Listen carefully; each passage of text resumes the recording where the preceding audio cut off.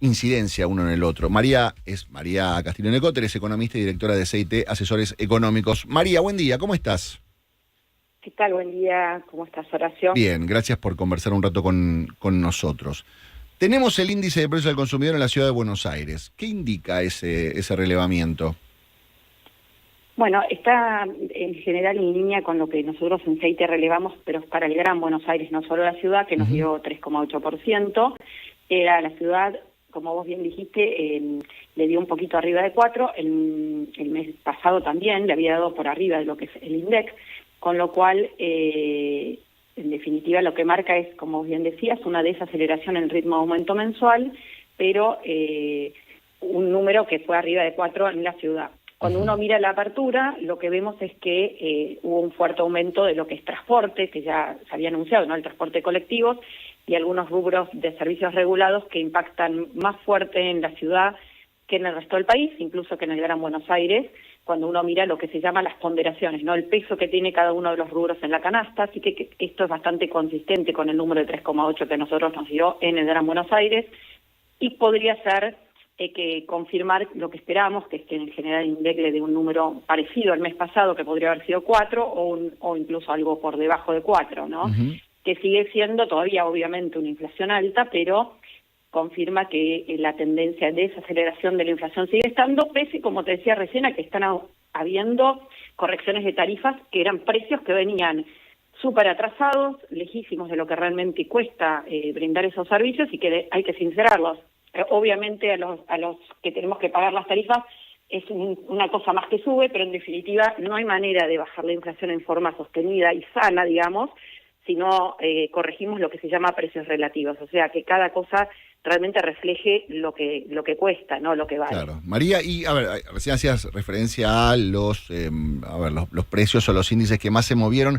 ¿En cuáles hubo una llamativa quietud o por ahí ni siquiera desaceleración, digamos? ¿Hubo precios que bajaron?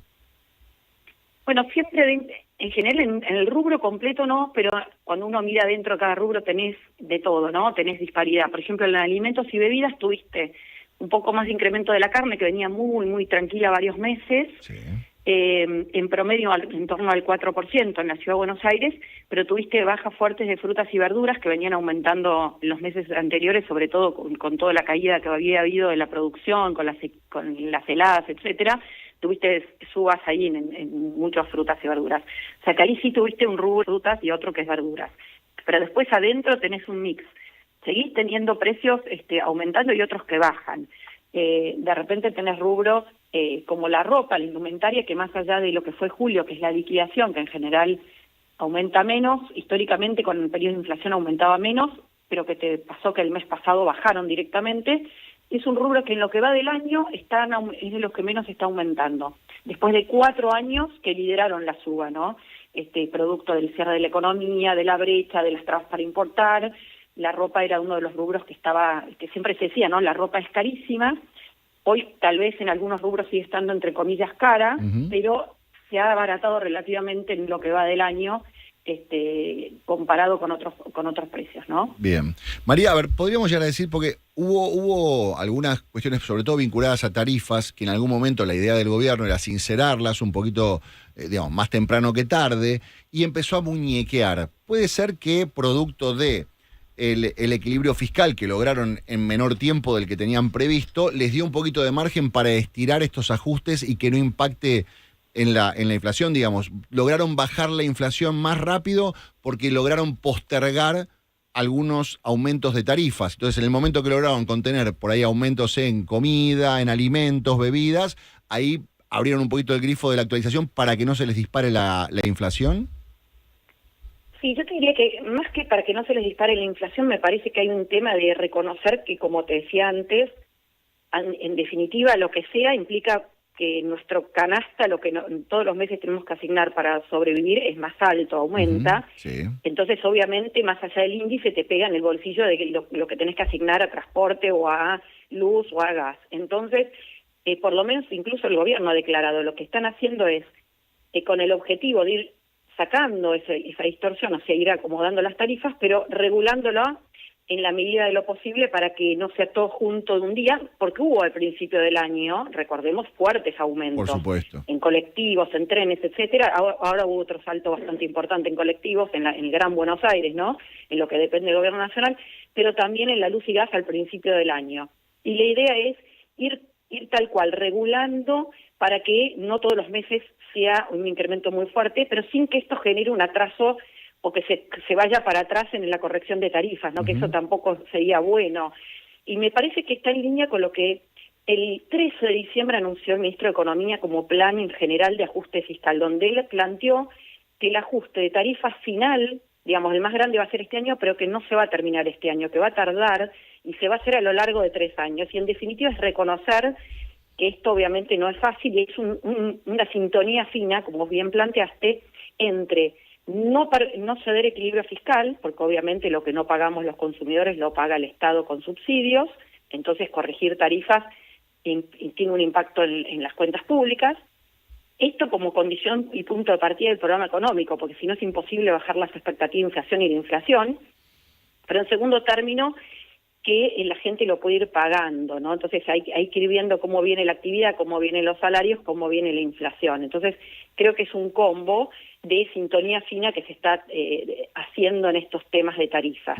Claro, pero claro. No quiere decir que no vayan a ver en los próximos meses, y de hecho un mes hubo mucho en colectivos como el mes pasado, y no hubo tanto, hubo muy poquito de lo que son los servicios de luz y gas, ¿no? Claro. Entonces, y ahora que se pasa el invierno, seguramente puedan ajustar más o sacar algunos subsidios en los rubros más, en los sectores más subsidiados de gas y luz, donde el consumo baja, ¿no? Para que no sea tan, pues si no el combo de el mes que gastas más gas por el frío, tener que pagar cada metro cúbico mucho más caro, obviamente es un combo complicado. Claro. Y sí, este mix de equilibrio fiscal, poder adquisitivo, inflación, digamos. Evidentemente ahí lo que están intentando es que se recupere el poder adquisitivo, y una vez que se recupere el poder adquisitivo, ahí en cierta forma sincerar.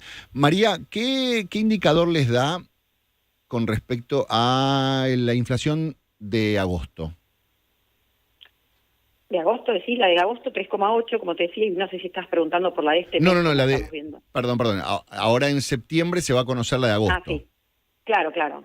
A nosotros nos dio 3,8%, Sí. que es un poco por debajo de la ciudad, para el Gran Buenos Aires, que en general, bueno, es el 44% del país, ¿no? Está En bien. términos de ¿Y en la julio cuánto les población. había dado?